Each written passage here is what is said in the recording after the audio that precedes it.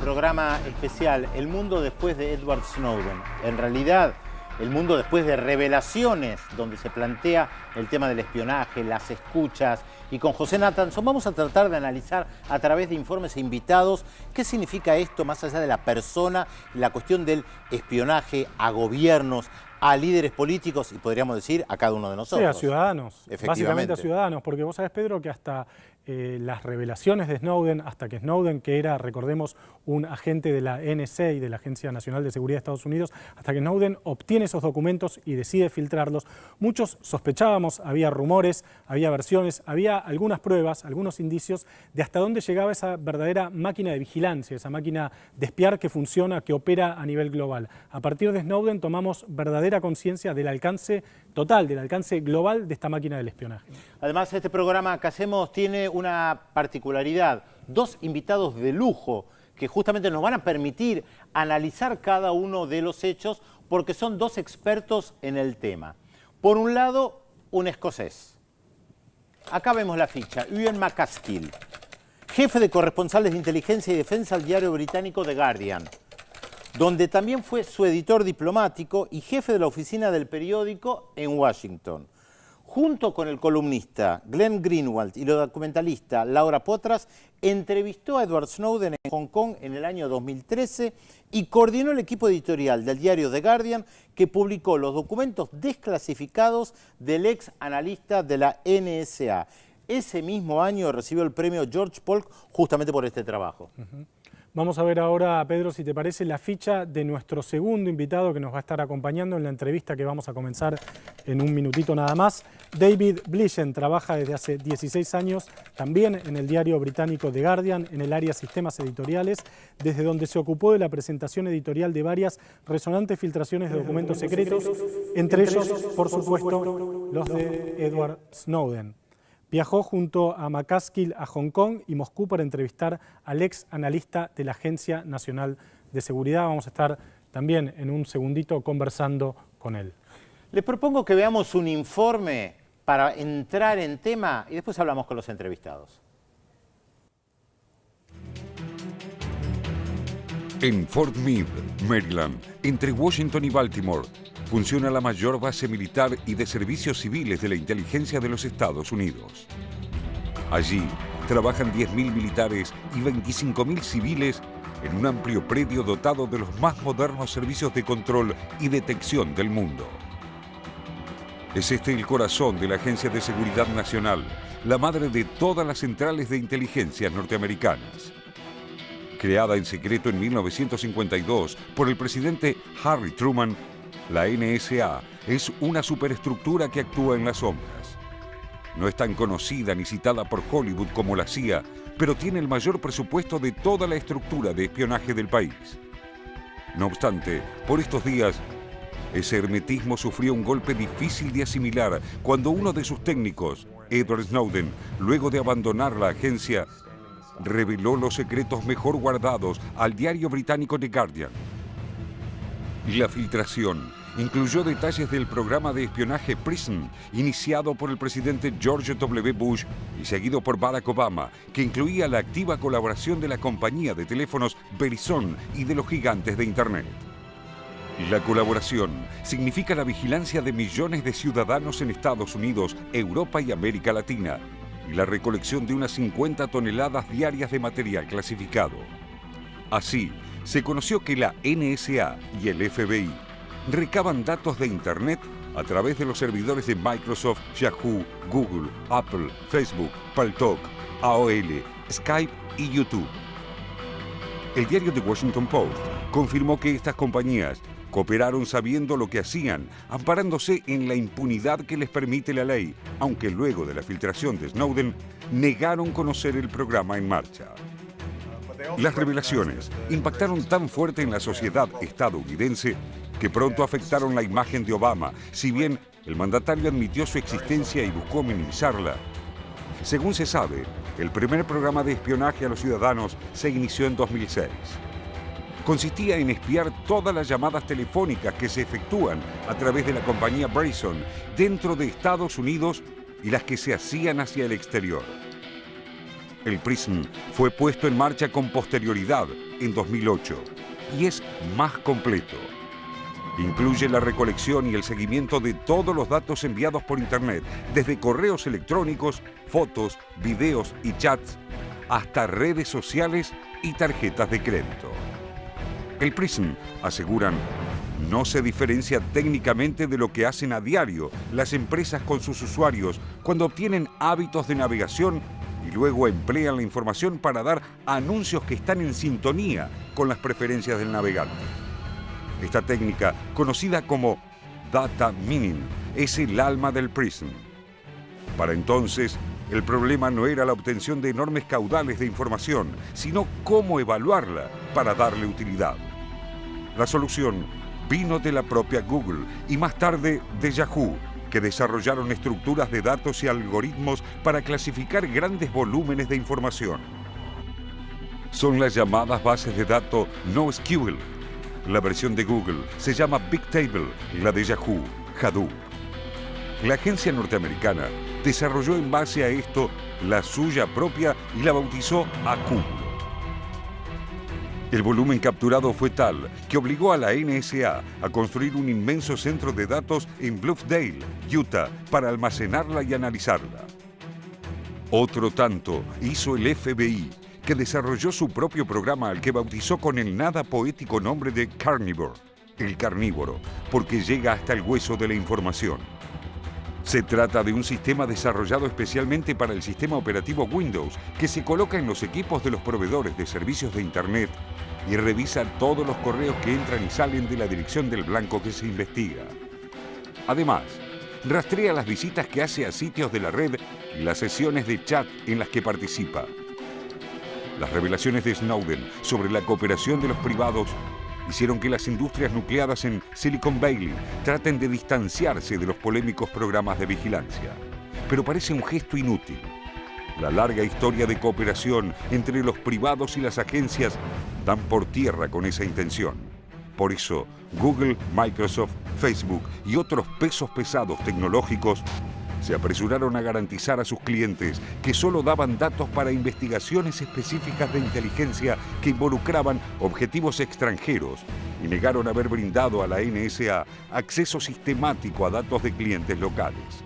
Pero lo cierto es que el escándalo, los espías y sus programas más o menos secretos, así como la colaboración de las grandes empresas de la web, no hicieron más que confirmar aquel viejo dicho de los cibernautas. Si no pagas por el servicio, entonces eres parte del producto.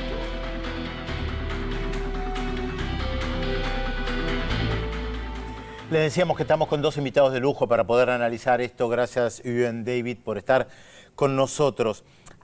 A veces a nosotros mismos como periodistas nos cuesta entender la magnitud del problema. ¿Por qué es esto tan importante? Uno de los problemas con esto es que uno no puede ver la privacidad.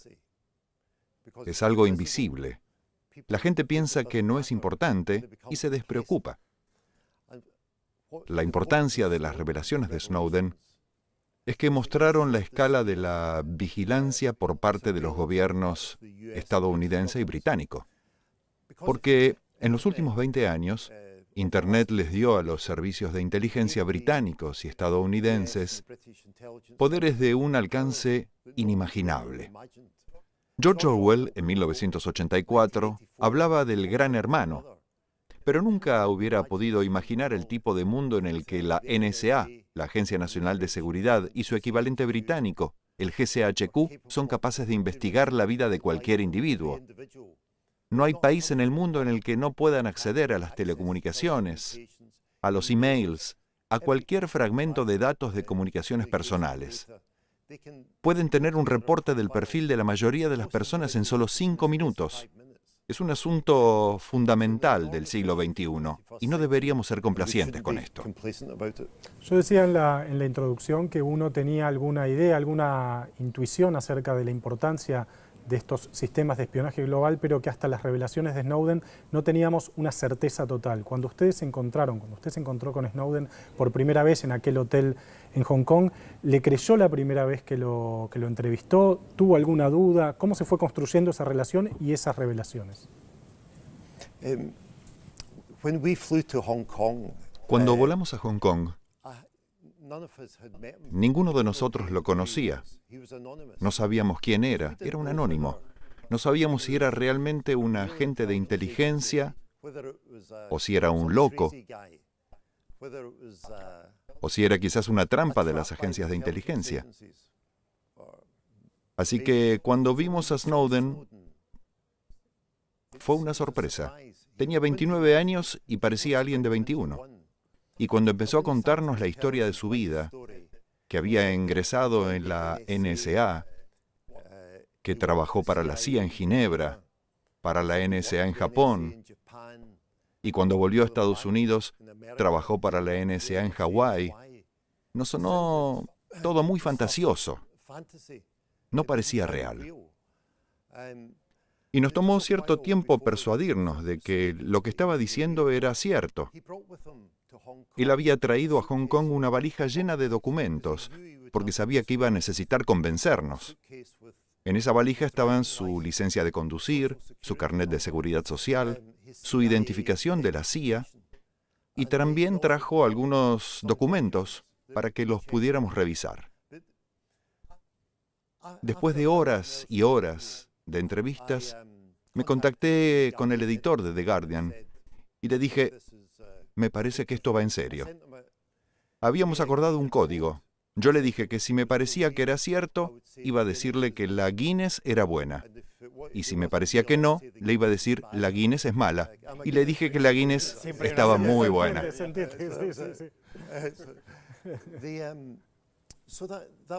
Así que la gente de The Guardian en Londres y Nueva York estaba exultante porque Snowden era creíble y los documentos eran verdaderos. Pero al día siguiente hablé con Snowden de nuevo y él me dijo, por cierto, no te lo había mencionado, pero yo me formé con las fuerzas especiales estadounidenses. Quería ir a combatir a Irak. Y entonces por un momento pensé, no, me equivoqué. Este tipo está loco. Cree que hizo todo esto, Japón, Ginebra, Hawái, y ahora encima también que se entrenó para las fuerzas especiales estadounidenses. Entonces me contó que cuando estaba entrenando con las fuerzas especiales estadounidenses se quebró las dos piernas. Y yo pensé, este tipo es un demente. Ahora, David, desde el punto de vista tecnológico, ¿hay un salto cualitativo en las revelaciones de Snowden? Mi trabajo en Hong Kong era ayudar a Ewen para que las comunicaciones fueran seguras. Y también enviar después el video de la entrevista a Nueva York y al Reino Unido. Creo que incluso el personal técnico estaba asombrado por la escala de lo que revelaban los documentos. Pienso que visualizamos por primera vez la potencia del monitoreo en Internet, qué tanto pueden encontrar y extraer de allí. Así que sí, los técnicos estábamos sorprendidos por la escala del asunto.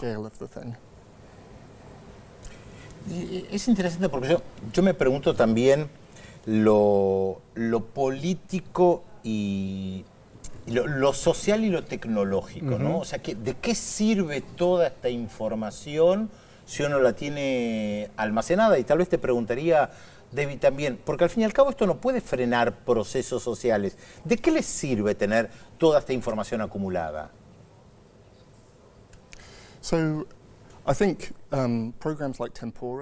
Pienso que programas como Tempora, un programa del GCHQ que uno podría imaginárselo como un TiVo para Internet y que permite grabar en tiempo real todo lo que pasa por los cables submarinos que van del Reino Unido a Norteamérica, por los cuales pasa una gran parte del tráfico de Internet, les permiten revisar hacia atrás en el tiempo y encontrar información que tiene más de un mes de antigüedad. Así que es un método muy invasivo de vigilancia generalizada. Ellos están grabando todo el tráfico de manera indiscriminada, ante la posibilidad de que les pueda llegar a ser útil en un futuro. Pero uno podría decir que la capacidad de estos programas, que son de 2 o 3 años atrás, va a incrementarse. Es cada vez más fácil almacenar información y es posible imaginar que si uno registra lo que pasa en Internet de la manera que ellos lo hacen, esa capacidad también va a aumentar. Bien, si les parece, David, Iwan, vamos a compartir ahora un fragmento de una entrevista realizada a Edward Snowden en 2013 en Hong Kong. Presten atención, les sugiero al público que nos está viendo, a la teleaudiencia, que presten atención a la frialdad y la tranquilidad con la que habla Snowden. Después por ahí podemos volver sobre ese tema, como una persona que tenía en ese momento 29 años habla con esa tranquilidad de algo que estaba poco después conmoviendo a todo el mundo. Vamos a ver la entrevista. Even if you're not doing anything wrong, you're being watched and recorded. And the storage capability of these systems increases every year consistently by orders of magnitude to where it's getting to the point you don't have to have done anything wrong. You simply have to eventually fall under suspicion from somebody, even by a wrong call.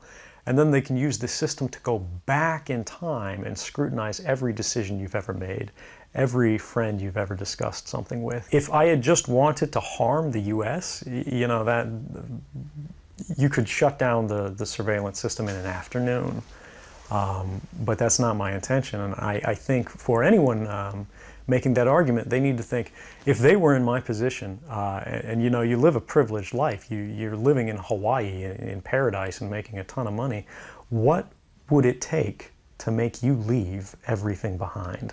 You can't come forward against the world's most powerful intelligence agencies and be completely free from risk, because they're such powerful adversaries that no one can meaningfully oppose them.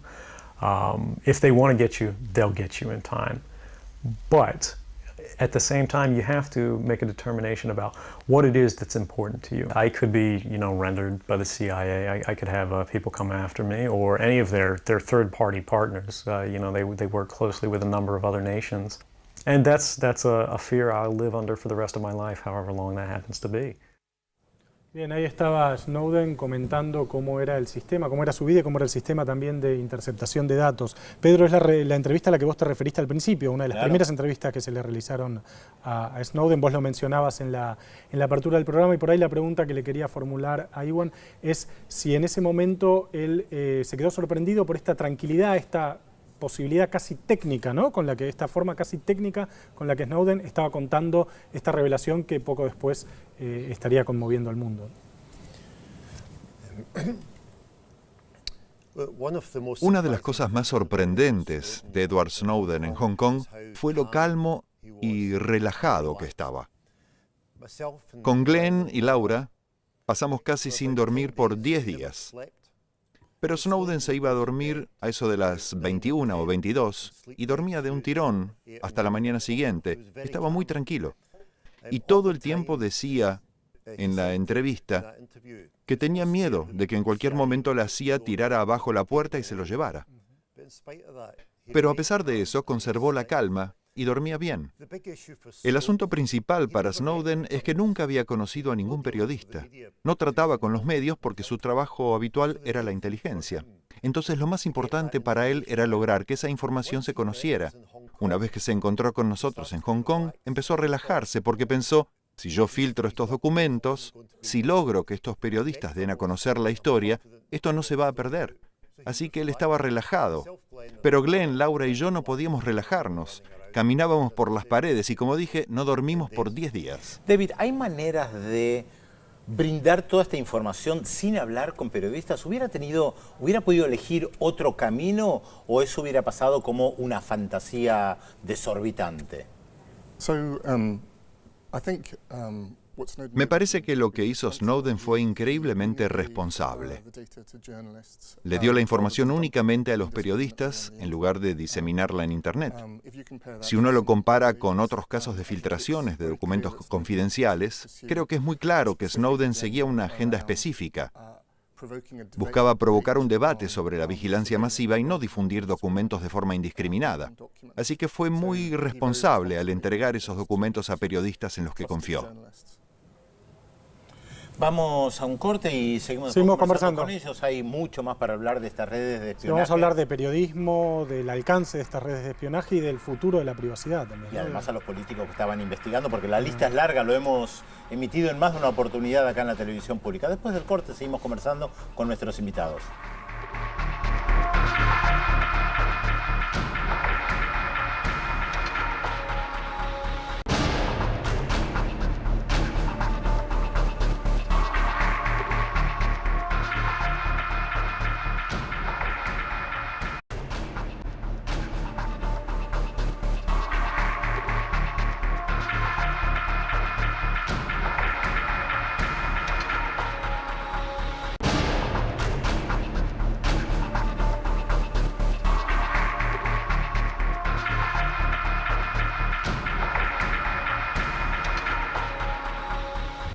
Estamos en este programa especial sobre el mundo después de Edward Snowden.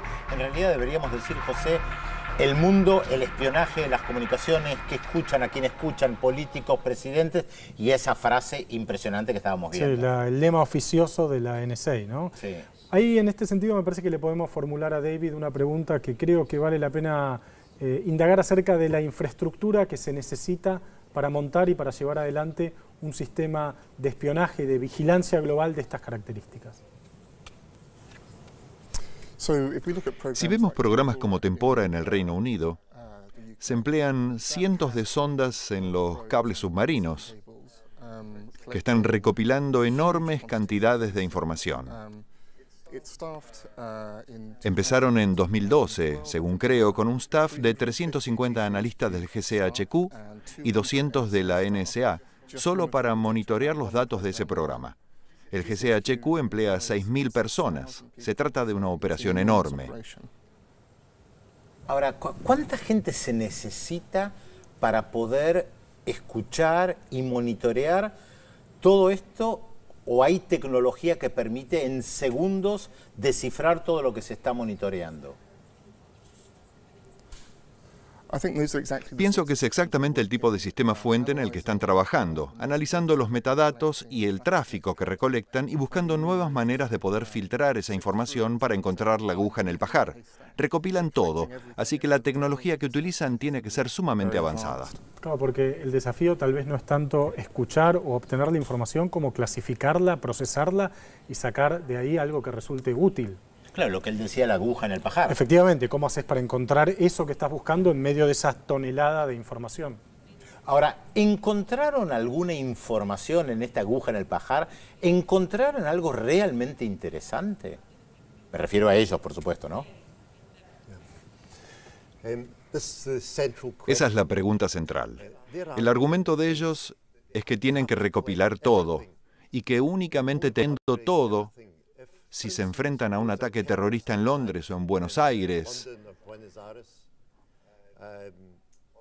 o si alguien es secuestrado, ellos dicen que una vez que tengan un sospechoso, quieren poder acceder a todas las comunicaciones, a todos los emails, a todos los datos de ese individuo para poder hacer la conexión de esa persona con otros individuos.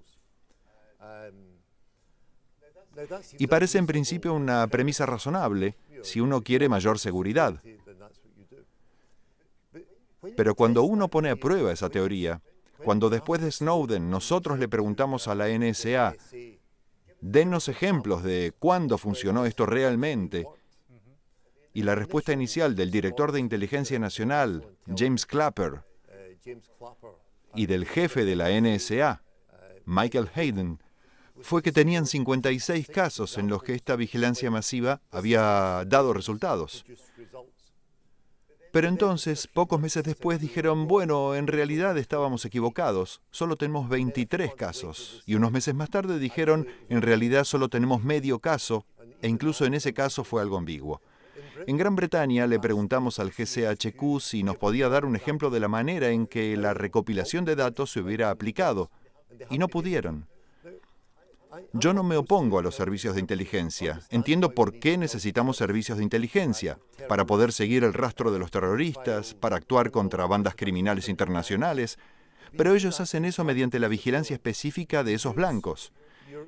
En la mayor parte de los casos, saben quiénes están detrás de los ataques terroristas, quiénes son las bandas de delincuentes, porque se escuchan sus comunicaciones.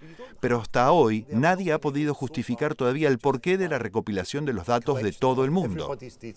Ahora, Iwan, estos sistemas de vigilancia generalizada, digamos, que no van a buscar una cuestión puntual, sino que espían a todo el mundo a ver si pueden sacar algo en limpio de todo eso, tienen una eficacia, como usted decía recién, limitada, porque los casos en los cuales se comprueba que se sacó algo en limpio y que se obtuvo una información realmente relevante son escasos. Ahora, ¿por qué siguen existiendo estas agencias que se dedican a estos espionajes generalizados? ¿Y cuál es su autonomía respecto del gobierno, respecto del presidente, respecto del poder político? ¿Con qué autonomía se mueven?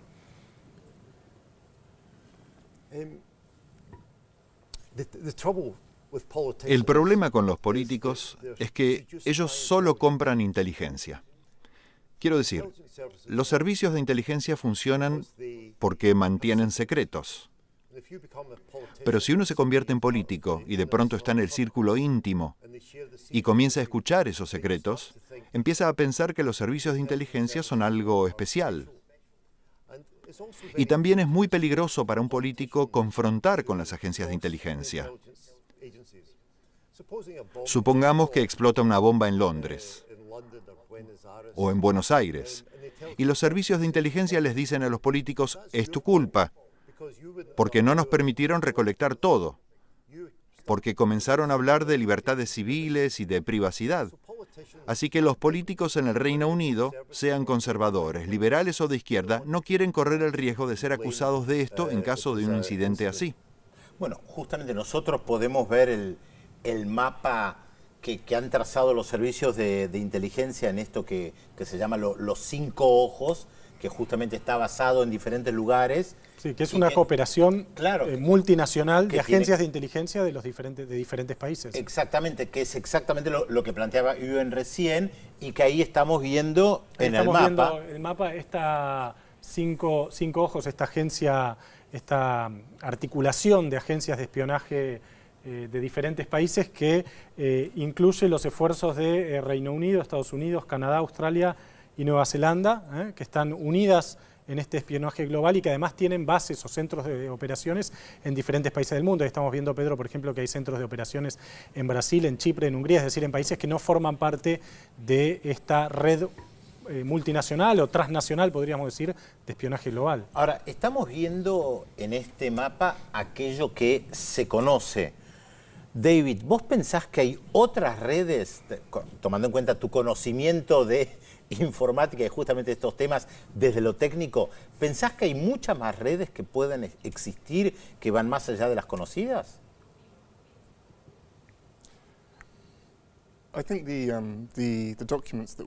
Creo que los documentos que hemos visto ya tienen algunos años y sería totalmente razonable pensar que las redes de vigilancia están creciendo. Hay distintos debates acerca de si esto es adecuado o no, pero pienso que no se puede frenar el avance de estas redes de vigilancia y que van a ser cada vez más invasivas. Después de Snowden, las agencias de inteligencia dijeron que The Guardian y otros que informaron sobre esto ayudaron a los terroristas y que a causa de eso habían perdido hasta un 30% de sus capacidades en áreas que mantenían bajo vigilancia y que ahora se habían vuelto opacas. Esas capacidades se revelaron en los últimos 2 años y medio y son mucho mejores ahora de lo que eran antes. No pueden decirnos esto, ya que ahora tienen herramientas más sofisticadas y mejores que las que tenían antes. Ahora, qué interesante que plantea esto respecto a los periodistas, porque antes hablábamos de los políticos puestos contra la pared, que nadie quiere plantear, bueno, a ver si pasa algo y es por culpa ¿de mía. quién es la responsabilidad? ¿De quién es la responsabilidad? Ahora son los periodistas. Y también los periodistas que pueden estar involucrados acosándolos o acosándonos y poniéndonos contra la pared en este tema. Sí, vamos a estar hablando de este tema en el próximo bloque, pero una pregunta que le quería formular a Ewan, que me parece que vale la pena también pensar, porque es más allá de los sistemas de vigilancia global que espían a todo el mundo todo el tiempo, también las revelaciones de Snowden nos demostraron que, por ejemplo, la Agencia de Seguridad Nacional de Estados Unidos espiaba a líderes, incluso de países aliados, en cumbres multinacionales, en una famosa cumbre del G20. Esto ya no es un espionaje global, sino que es un espionaje puntual de una persona. ¿Cuál fue el impacto y cómo analizan ustedes esta situación?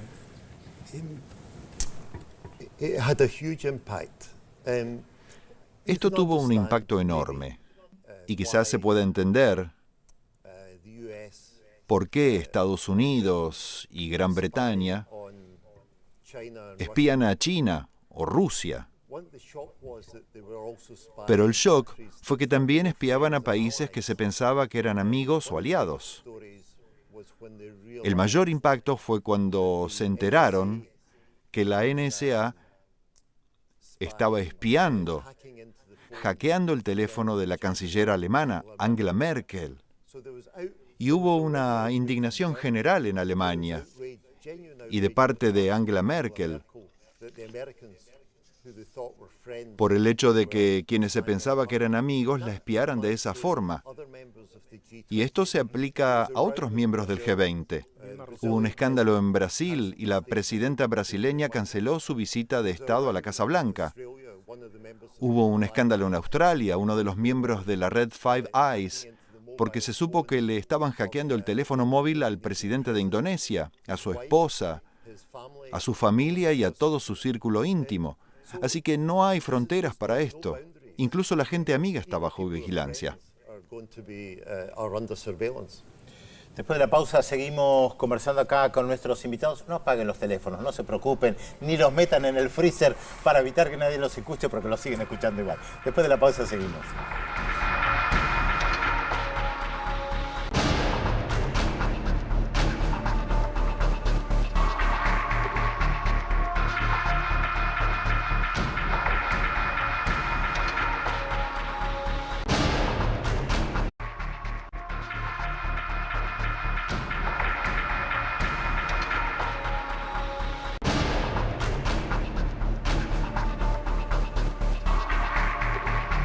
Seguimos en este programa especial con dos personas que han tenido acceso a información realmente muy de cerca.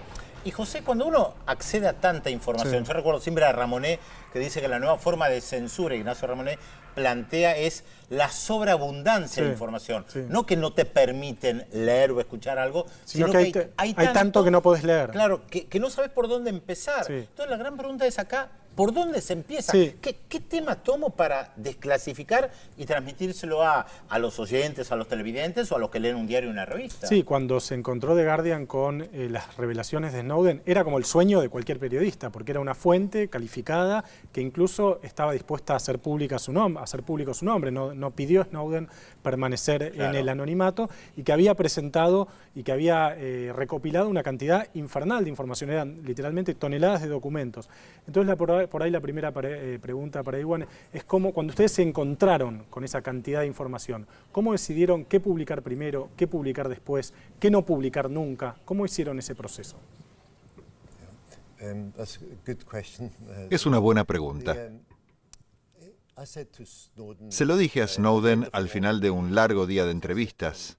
Él estaba hablando de la NSA y le dije, ¿qué pasa con el gobierno británico, con el GCHQ?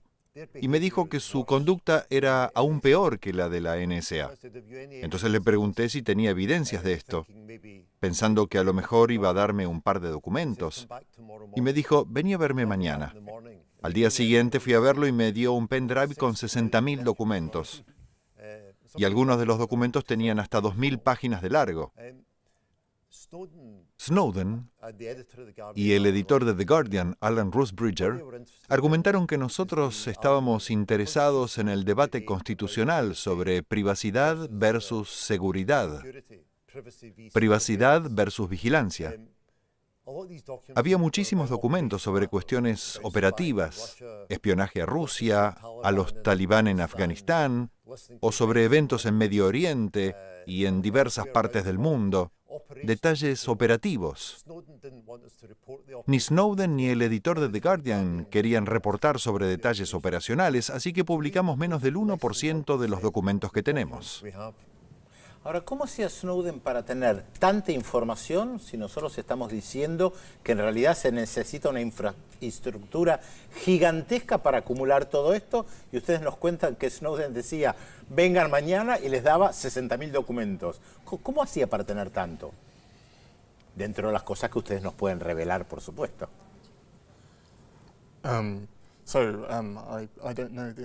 No tengo una respuesta a eso. Pero él tenía un nivel de acceso muy elevado a los sistemas. Había trabajado en muchos puestos diferentes, con lo cual claramente tenía acceso a muchos documentos. No sé cómo los llevó a Hong Kong. Pero cuando trabajamos en Londres con estos documentos, uno de los mayores desafíos que enfrentamos fue, con tanta cantidad de documentos, cómo encontrar algo. Usamos diferentes tipos de software para indexar los documentos y poder buscar así con mayor facilidad. Con mucha frecuencia, los documentos que más información aportaban eran presentaciones de PowerPoint utilizadas por las diversas agencias para informarse entre sí acerca de los programas a su cargo, lo que también fue muy útil para los periodistas. Pero sobre cómo pudo acceder Snowden a todos estos documentos, habría que preguntárselo a él.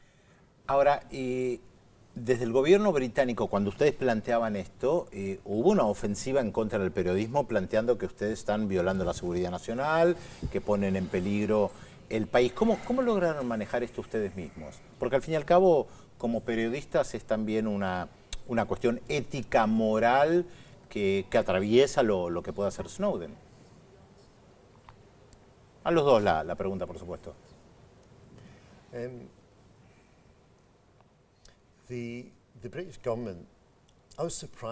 A mí me sorprendió la reacción del gobierno británico.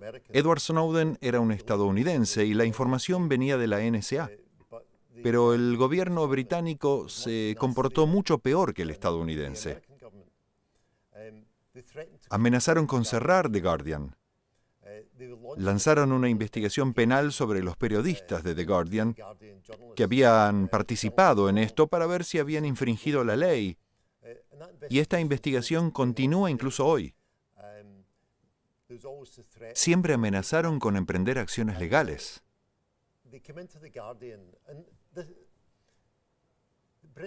Gran Bretaña es una tierra que es la imagen de la libertad de prensa, de la libertad de expresión. Y ellos vinieron al Guardian y ordenaron que las computadoras y todos los equipos utilizados para informar sobre los documentos de Snowden sean destruidos. David estuvo allí, yo estaba en New York.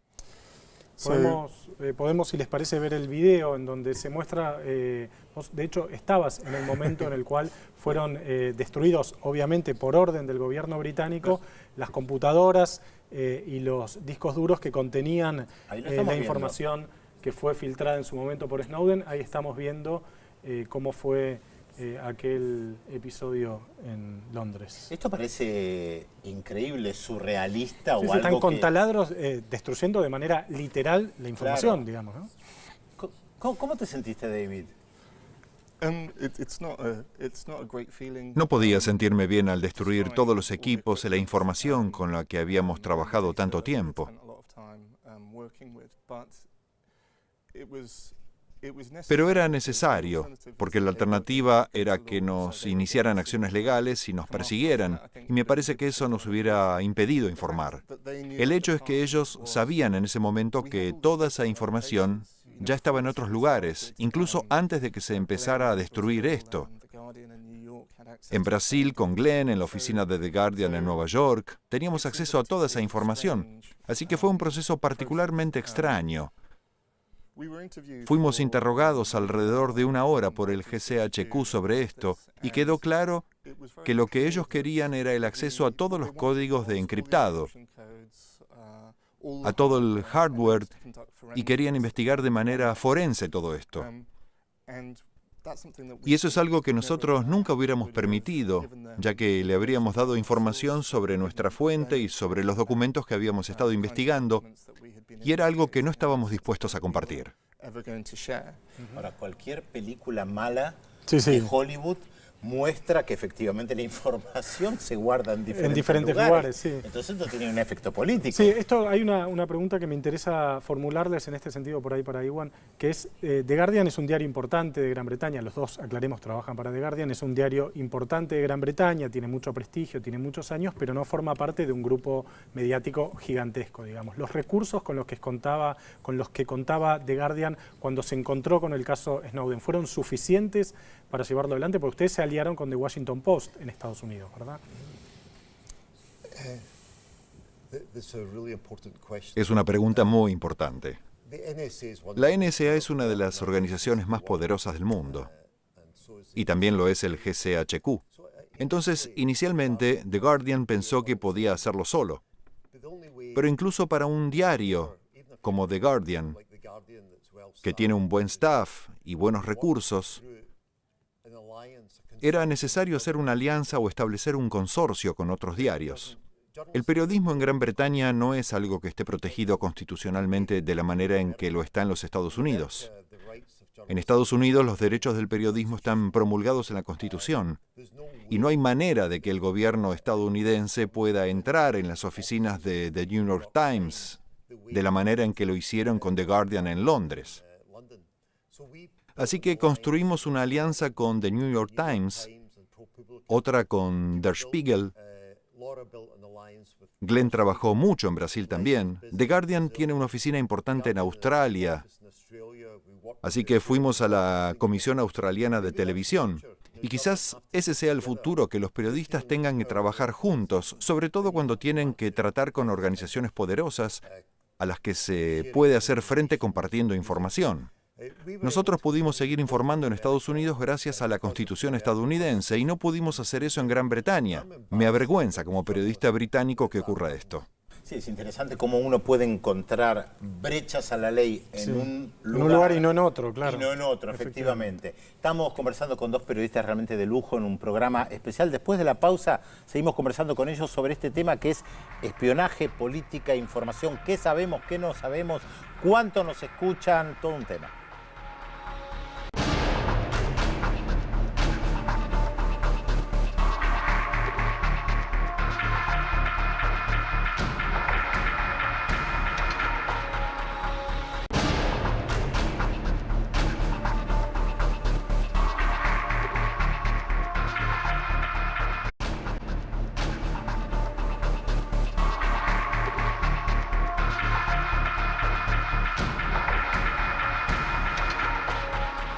Seguimos en este programa especial con dos colegas, dos entrevistas que saben mucho de tecnología, que saben mucho de información. Y creo que hay un tema, José, que todos nos planteamos hoy. ¿Cuál es el lugar de Google, Yahoo, Facebook, Twitter, sí, Apple, Microsoft? Todas las grandes empresas que hoy tienen casi el monopolio de la información. Sí, y a las cuales, Pedro, uno les cede voluntariamente esa información, porque cuando uno se forma parte de Facebook, de Twitter, cuando uno busca algo en Google, lo está haciendo de manera voluntaria, ninguna empresa te obliga, es algo que son datos que uno aporta de manera voluntaria. Ahora, más allá de los gobiernos, seguramente mucha de la gente que nos está mirando ahora se preguntará, ¿y a mí qué me afecta usar Facebook, Google, que yo ponga mis fotos personales? ¿Qué efecto tiene esto? La gente vuelca muchísimos datos personales en Facebook, en Twitter, en cantidades realmente sorprendentes, y a los servicios de inteligencia les encanta eso. Esa fue una de las grandes revelaciones de Snowden, enterarnos de la relación que existe entre las agencias de inteligencia y las grandes empresas de telecomunicaciones, como Verizon en los Estados Unidos, pero también con las redes sociales y los proveedores de Internet. La gente no sabía que existían estas conexiones. La gente dice, bueno, como decías, José, uno entrega esta información voluntariamente y sube esta información a Facebook o a Twitter. Así que, ¿por qué uno debería objetar la vigilancia gubernamental?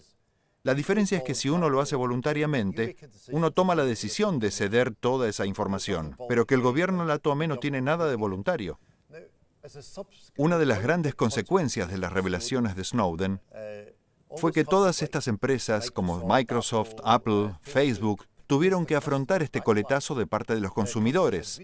Los consumidores están molestos por saber que se entregaron sus datos, por lo que estas empresas ya no cooperan ahora con las agencias de inteligencia de la misma manera que antes. Y hay una gran discusión en los gobiernos de Estados Unidos y Gran Bretaña tratando de forzar a estas compañías a cooperar.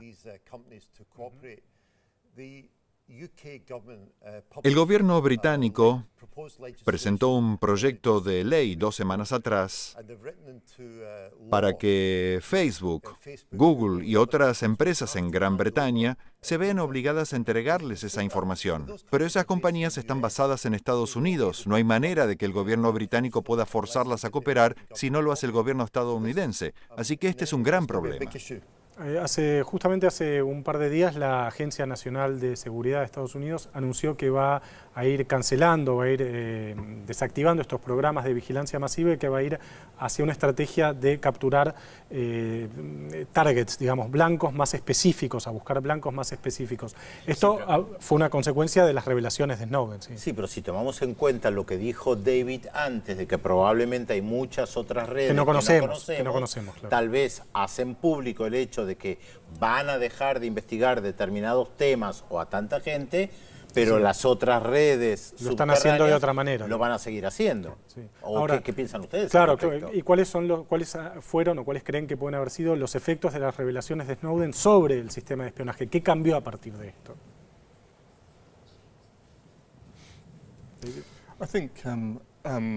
Me parece que más empresas están intentando implementar sistemas de encriptado. La idea es que puedan brindar servicios sin conocer los contenidos. Así es con iMessage de Apple, por ejemplo, que tiene un encriptado end-to-end, y en teoría Apple no puede saber de qué está hablando alguien cuando lo usa. Snowden mencionó una compañía, Spider Oak, que también tendría este tipo de sistema. Tiene un servicio similar al de Dropbox, pero no hay manera de que ellos sepan qué es lo que uno está almacenando o enviando. Y así debería ser en realidad. Uno puede brindar un servicio, pero no debería poder manejar o tener acceso a los datos de sus clientes. Me parece que sería saludable también para las compañías. Hace 20 años, cuando eras periodista, y alguien venía y te daba una información, podías mantener anónima tu fuente. Con los poderes que tenemos hoy, es casi imposible preservar el anonimato de las fuentes. Así que la única forma de trabajar es que los periodistas aprendan a emplear la encriptación y a manejar diferentes herramientas para proteger a sus fuentes. O volver a los métodos de hace 20 años atrás, como decías, o hace 30 años. Vamos a tener que empezar a aprender métodos de encriptación y esas cosas, ¿no? O escribir con la máquina de escribir. Sí, escribir a mano. Sí, ahí eso es interesante, esto, una pregunta por ahí ya que estamos en el tramo final del programa, es cómo puede hacer uno en tanto periodista, pero también en tanto ciudadano común, para defenderse de esta invasión a la privacidad que constituyen estos sistemas de espionaje masivo. ¿Cuáles son las tácticas que uno puede implementar para eso? Hay organizaciones que brindan exactamente ese tipo de herramientas. Freedom of the Press Foundation es una organización a la que pertenece Snowden y proporciona a periodistas herramientas para que puedan comunicarse con informantes y recibir documentos confidenciales de manera segura. Y también hay un sistema de intercambio de archivos seguro que muchas editoriales periodísticas están implementando, pero creo que hay muchos conjuntos de herramientas que todos los periodistas van a tener que usar. Vamos a tener que aprender a usarlas. Y obviamente las herramientas también pueden cambiar todo el tiempo. Hoy pueden ser seguras, pero no mañana o la semana que viene, así que va a ser un proceso constante. De todas maneras, yo tengo la sensación de que a veces esto parece tan inabarcable que invade todos nuestros espacios que uno no sabe lo que hacer. La Revolución Rusa en 1917 se decía siempre que había un sacerdote que era un agente de los servicios secretos y no paró la revolución. Digo, más allá de revoluciones, digo, los procesos sociales se van dando igual, a pesar de toda la información que manejan, cometen errores cuando invaden países, no tienen información suficiente, que es un poco lo que vos señalabas en un determinado momento. ¿De qué les sirve todo esto? Claro, si uno analiza algunos de los grandes acontecimientos de los últimos 10 a 20 años, cuando los gobiernos ya tenían este acceso a la información, hay muchos errores de análisis. La primavera árabe los tomó por sorpresa. No la vieron, claro. No siempre la información de inteligencia les resulta de utilidad.